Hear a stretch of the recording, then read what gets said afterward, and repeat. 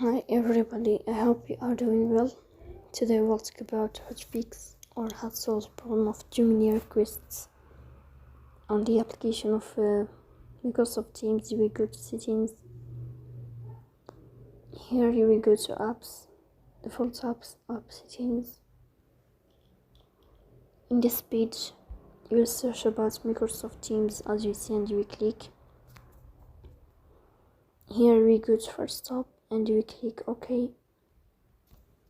Then we'll enter to storage. Here you will click on clear cache. In the end you will turn off your phone and you will wait a moment to restart your phone again to fix that problem. So that's all. Don't forget to support us by like and subscribe. See you next time and thank you for your watching and your attention.